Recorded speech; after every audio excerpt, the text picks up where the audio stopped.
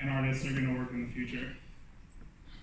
So I want to start by just setting some high-level context about where we see the role of AI in the design process. So this super scientific and definitely accurate graph shows the complexity of our world over time. So as our world becomes more complex, the problems we need to solve become more complex, and therefore the tools that we need to solve those problems also become more complex. So to illustrate the point, imagine you've never seen a hammer and you've never seen a chisel. If you walked into a room and saw someone doing this, I think it would take everyone in here probably 15 seconds to figure out what the problem was and what the tool does, right? So you might take the blunt thing and hit the sharp pointy thing and some wood goes flying off. So super simple problem, super simple tool. Now let's say you walked into a room and you saw a wood lathe. So the problem is similar but a little bit more complex. So you still want to remove some wood, but you want to do it on this cylindrical object that's spinning, and maybe you want a more ornate pattern. So you think, all right, I can do this. Let me put the cylindrical thing in the spinny thing and turn it on and take a chisel to it, but then maybe wood goes flying, chisel goes flying, hit someone in the head. It's kind of a mess. So you have to start understanding things like grain direction and spindle speed and things like that. So maybe the machine takes more maintenance. So the problem you're trying to solve has become more complex, and again, the tool that we've created to solve that problem also has become more complex, but it's still within our ability as humans to grasp that. Like if any of us spent enough time in a room with a wood lathe, we'd sort of figure it out. But unfortunately, our ability as humans to manage this changing complexity, this increasing complexity, is actually finite. So our brains unfortunately don't benefit from Moore's law, for instance. So to take our analogy home, let's look at a CNC machine. So this is a massively more complex machine. It could take months of training to become proficient at. If you've ever seen G-code or how to write G-code by hand, it's pretty gnarly. But humans have developed software techniques that manage a lot of that complexity for us, that write the G-code for us and control the machine for us. So that lets us as designers and engineers to leverage this complex tool to make more and more complex parts. So this space between these two curves here is where we think the really profound impact of AI is going to be. So there will come a point on this curve beyond which we won't be able to solve problems without it. So what we want to do is use AI to create tools that understand what we're trying to accomplish and can then augment our abilities so that together we can solve problems that may be otherwise impossible for either of us to do on our own. It's hard to see, but that's a VCR clock trying to be set. I feel like I'm barely old enough to still make that joke. So the way we think this is going to happen is in 3 phases. So the first phase is what we're calling smart tools. So these are tools that on the surface don't really seem that much different to interact with than the tools we're already using. So there might be single push button automations, but on the back end, what's going on is wildly different. So these are tools that use mountains and mountains of data to train algorithms that help solve the problems for us. And they're able to solve problems that are tedious, super time consuming, and also problems that we just to this day haven't been able to solve. And what's cool about them is they can continue to collect data as we use them and refine themselves and get better and better. So this is actually the stage we're in right now. The next stage, which I think is close, is what we're calling intelligent assistants. So these are tools that will actually learn who we are and what we're trying to accomplish. And we'll be able to reason about the actions that we need to take to help achieve our goals. So if you're an architect, for instance, and you need to lay out an office, you don't need to be pushing polygons around, right? That's not the problem. The problem is, how do I balance the needs and requirements of the people in the room? So why not have a tool that lets you balance the needs and requirements of the people in our room? So because of that, the types of interactions we're going to have with our tools fundamentally has to start changing so that we can represent what our goals are. And finally, the third phase is when our tools become truly trusted collaborators. So this is when they'll not just understand our goals, but they'll understand the context that we're working in. So they'll help us achieve our goals, but beyond that, they'll be able to give us insights to make sure that the goals we're trying to achieve are actually the right goals. And again, the experience of working with the tools in this stage is going to change. In this stage, we're going to have interactions with our machines that are much closer to how we interact with other humans and how we interact with the tools we have today. So with that, I'm going to hand it off to Will, who's going to share some of the work that's already making its way into product.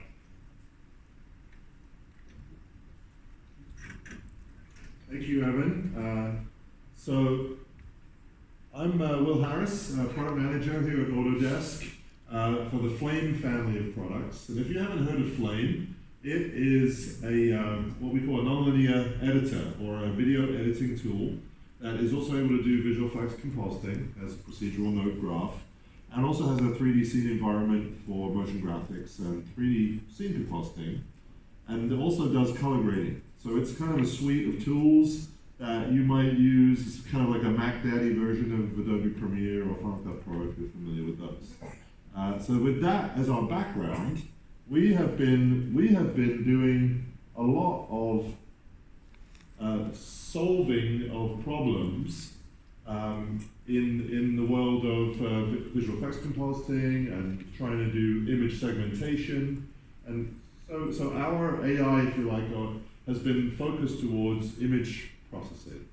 So you might think of, your first thought for AI might be to do with Google predicting what you're gonna search, or picking which images in this authentication image are traffic lights or crosswalks. But our approach was very specific to the problems that we face, and I guess complexity that's outside our reach, like Evan was saying earlier, in compositing and in working with images. So this illustration really brings in the idea that in a CG render world, you have, as well as a beauty image of your spaceships that you want to composite, you also have AOVs, or render passes, arbitrary output variables, that are more informative. They're rich asset types, if you like, or they're things that can allow you to apply depth of field, defocus through Z-depth, and normals to potentially relight those spaceships post-render. That richness is something where we have nothing on our backplane, right? So there's no such level of asset. There's no AOV for my camera shot scene shot on Sony or Arri or traditional cameras today. What if we could bring and generate that detail of asset for live action? So enter AI. What we really need is, we sometimes joke, AIVs. And here you have some examples of what our research led to. So applied research, problems specific to this issue of image processing. We wanted to be able to generate depth for a live action scene so that we could brighten or darken the background, add light in the foreground. And we wanted to be able to generate normals for human faces, but not CG rendered human faces. We want the equivalent asset for live action content. So the power of normals brought to working with live action content.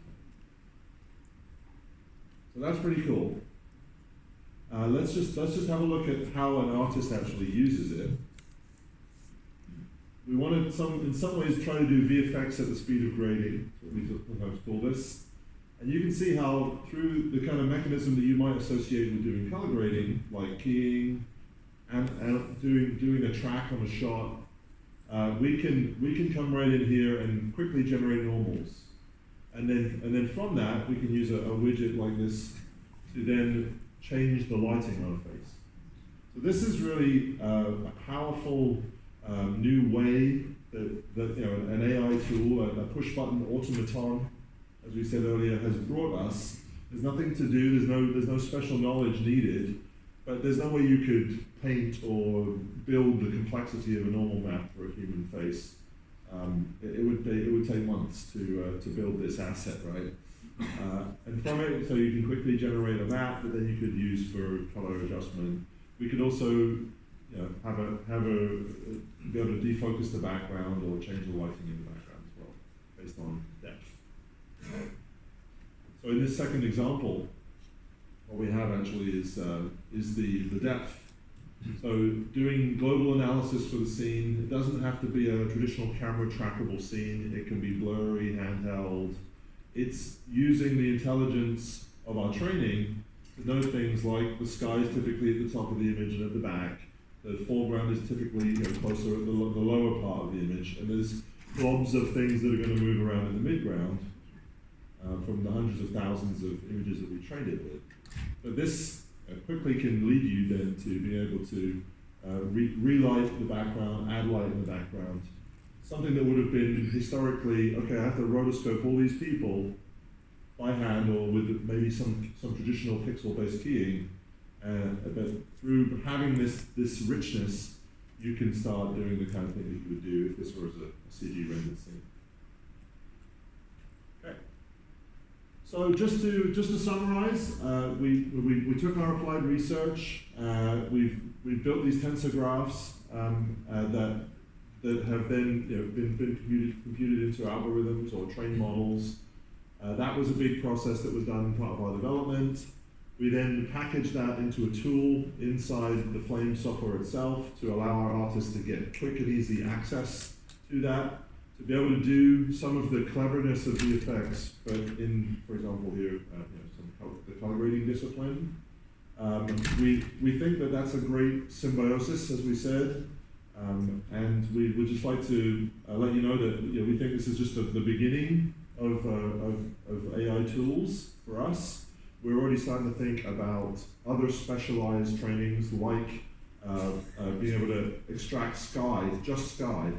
So when you understand depth, be able to key the sky in different types of environments. So there's a lot of our customers are doing, replacing overcast skies with nice puffy clouds, or removing clouds, or adding clouds, or matching one sky from one shot to another. So having an automaton keyer for that, we think would be good. But we're looking for feedback into what other specializations would be good as well. Do you need to be able to isolate buildings? Do you need to be able to up-res your footage? There's AI that can do pixel up-resing, right?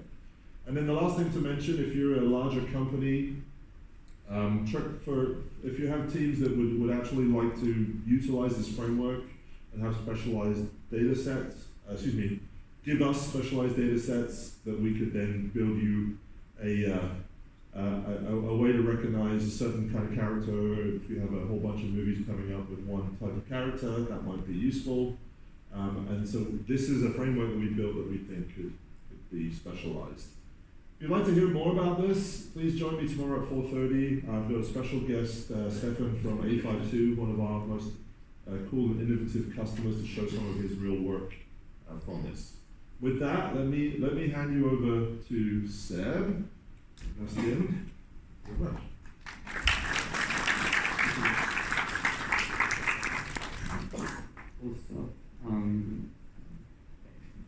So I'm Sebastian. I'm a senior software engineer at Autodesk, and I work with products like 3ds Max and Maya. And today I'm going to talk about this product that we call UVAI.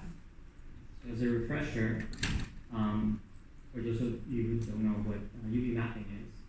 So traditionally, when you want to texture a 3D model, that texture is defined in 2D. And UV mapping is simply the process of establishing the correspondence between the 3D model and the 2D image. This process is usually done in 3 steps. In the first step, we're going to add scenes to the model, therefore separating the model in different pieces that we call UV shells or UV islands. Then we're going to unwrap each of those shells so that they're flat, and in the final step, we're going to lay those shells out in the UV space, typically in one or more square UV pieces. This is an important problem because it's taken our customers 40 to 60% of the asset creation time. And it's been a top 10 customer request for Maya and 3ds Max for more than 3 years.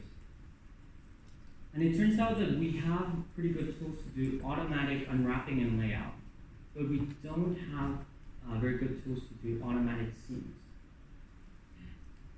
So let's take a step back to understand why do we need seams and why they're hard. Imagine you have a sphere where you want to place a map of the world. You could add a single seam, a vertical seam, and you will get a nice square UV shell. But you will notice that around the equator there's a lot of stretching, which is represented by red. And around the poles, you will find a lot of compression, which is represented by blue. Now you could also add more seams, therefore generating more shells, which will lead you to less distortion, which is why all these shells are mostly white. But then imagine having a texture of the world split like this. It might be hard to work on and hard to understand. There's more. So the first layout that I showed you is very efficient because it's taking all that square, it's almost leaving no gaps. Whereas the second one is leaving many little gaps in between. And that's very important in video games, for example, where every megabyte counts.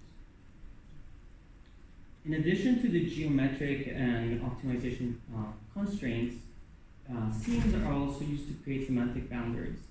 And that's because these UV maps are going to be used by texture artists down the pipeline, and it's useful if they can identify the parts of the model easily. So you can see here that there's a head shell, there is a torso, legs, arms, etc. So we've seen three main characteristics. So seams are used to reduce distortion, they define semantic boundaries, and they also influence an efficient layout. Unfortunately, when you add seams to a model, you're most likely going to add some visual artifacts around those seams. So it might be a little bit hard to see the visual artifact in the image to the right. I don't know if anyone can see it. Let's zoom in. So you can see that there's a discontinuity on both sides of the seam. And you might think, well, this is okay because I'm looking at this asset from afar. But on a video game where you can get close to this character, or in a movie where you're filming this character from behind, this is going to break the illusion. Which is why artists will most often place their seams in non-apparent places, such as under the arms or between the legs or on the back. Now, when we compare what an artist would generate, where they would place their seams with our current auto seam tools, we can see that our auto seam tool is preserving a good distortion, but it's not preserving the semantic boundaries again. So it's very hard for me to see what parts of the model are represented where in the UV space. But artists have been doing this for years and years, and so maybe a geometric approach is not the best approach to produce automatic seams. What if instead we could leverage the knowledge of artists and use all these models that they have already created, feed that into a machine learning algorithm, and let it learn and let it produce seams? So this is exactly what we did for this early prototype. I want to emphasize this is a very early prototype in Maya. And here the artist is just going to, with one click, generate the seams, one click do the unwrapping, and 2 clicks the layout. So first they click on AI seams, they wait for a little bit while the seams are calculated. Now that they get good seams, they're going to select the model, unfold it, unfold all the shells. Finally orient and layout. So in just 3 clicks, they got pretty decent UVs. How does this compare to what the artist had imagined originally? Well, we have a very similar distortion and a similar number of UV shells, so that there's similar fragmentation. But more importantly, we're preserving, again, these semantic boundaries. So you can see that there's a shell for the head, there's a shell for the torso and the legs, there's 2 shells for the arms. But then you might be wondering, well, the layout there doesn't quite look as the layout from the artist, the ground truth layout. Yes, but that's because we're not predicting the unwrapping and we're not predicting the layout. Only the seams for now. And we're still working on perfecting this same prediction, but we're already thinking of what's next for this project. So first of all, it's this idea of generalization. We have tested on a few categories like characters and vehicles, but there's so many more assets that are placed in a 3D world. There's vegetation, buildings, furniture, and we want to support all of these assets in our system. There's style transfer, which is very similar to what Will mentioned at the end. Maybe you're a big studio or an artist that has tons of assets, and you already have your own seam style that you want to apply to new assets that you create. You want to transfer your style. we want to enable this workflow. And inevitably, when you have an automatic system, there might be things that you don't like in the result, and you might want to do some tweaks, but you want the system to remember those tweaks for the next time. So that's the idea of personalization that we also want to do. And finally, one of the biggest complaints with machine learning is that it's very hard to control the output that it generates. So we wanted to give artists some guidance, or allow artists to guide the process rather. By, for example, adding initial seams and let the system take it from there. Or blocking certain regions that would usually have seams so the system does not generate seams there. And with that, I will leave it back to Evan, who's going to talk about all the great work they do at Autodesk.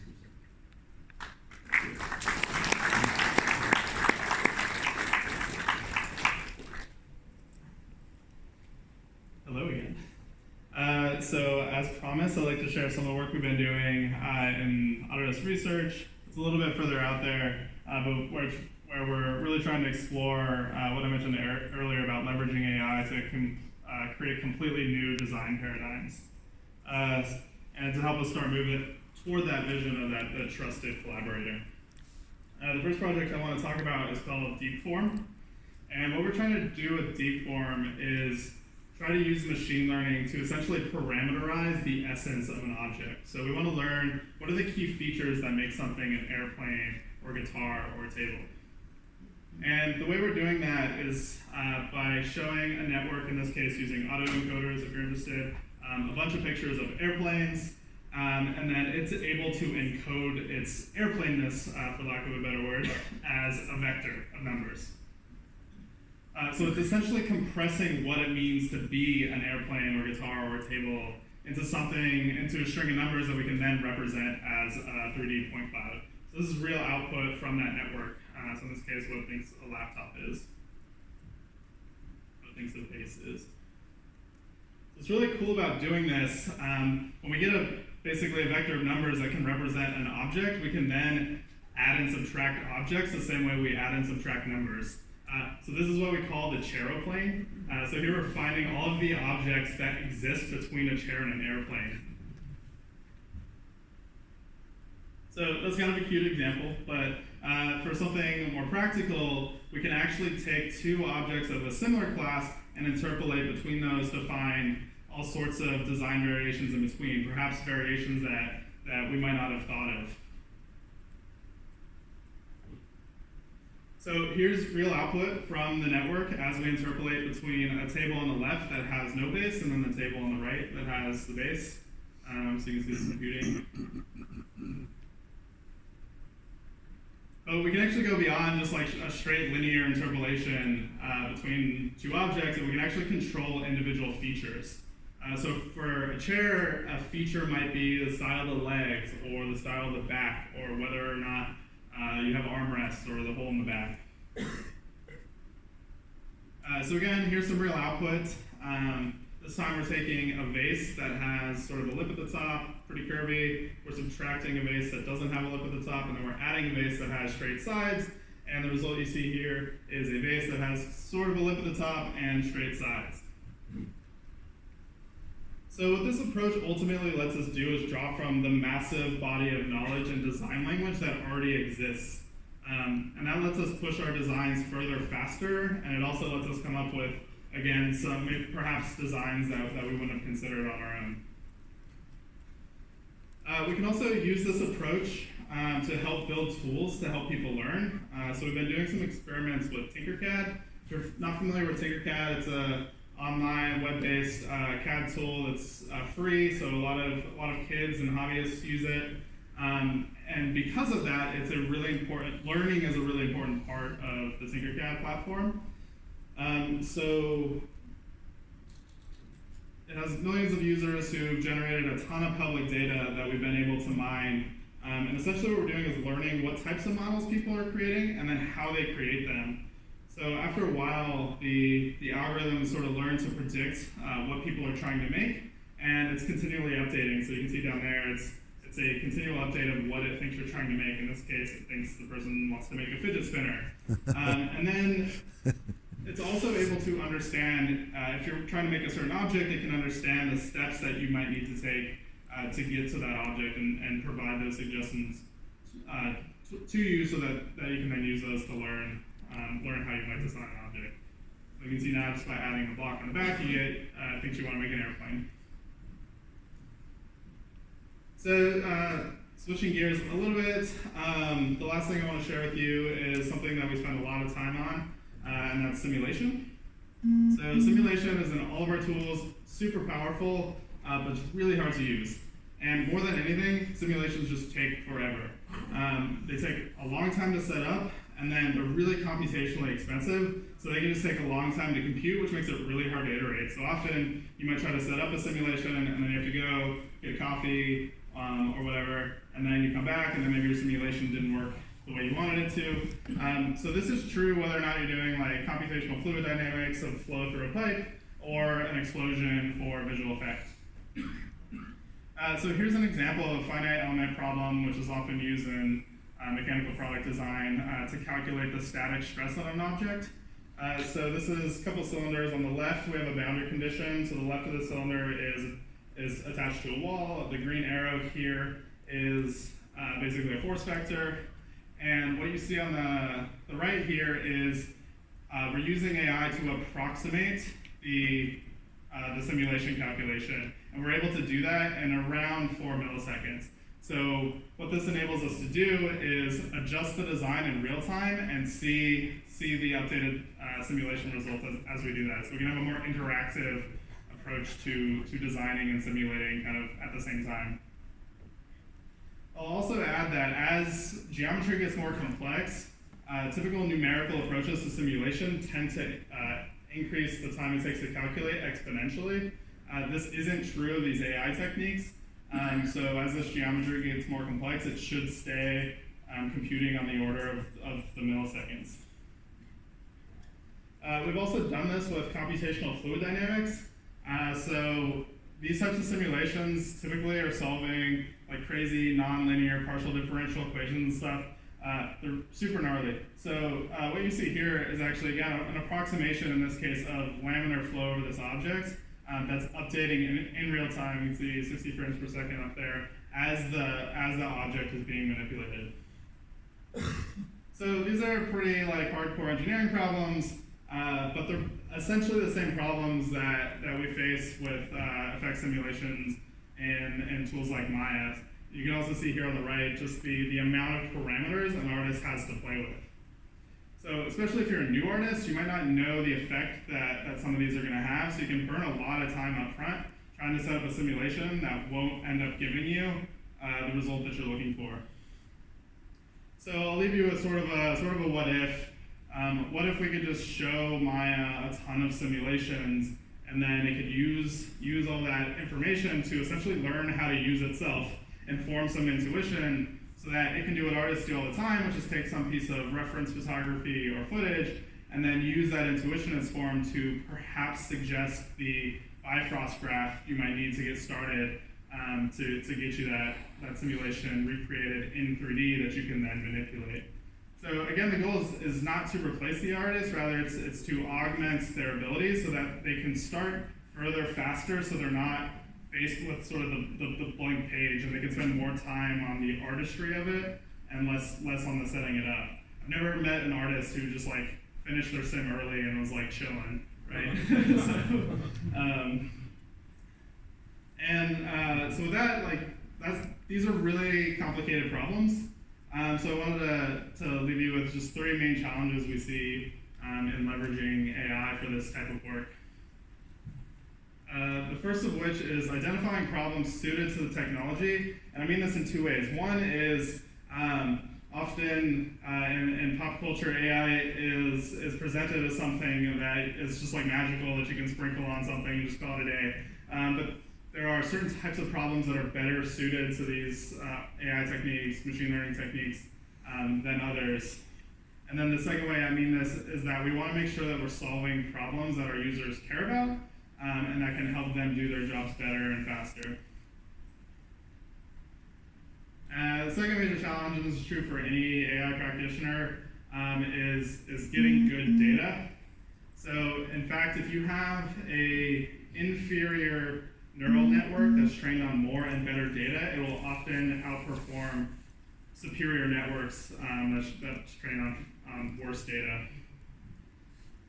So the higher quality data, the more of it you have, the better your algorithms will be. Which finally brings me to, we don't believe any one group will be able to solve some of the toughest challenges with these design problems using AI. We have ball-on researchers, but no one understands your workflows better than you do. No one has better data than the companies that are using our tools day in and day out to create magic on the screen. So we're looking to partner with groups and help people solve these really challenging problems. So if that sounds rad and you want to talk to us about it, maybe get some more information about what we can do, shoot us an email at ai@autodesk.com.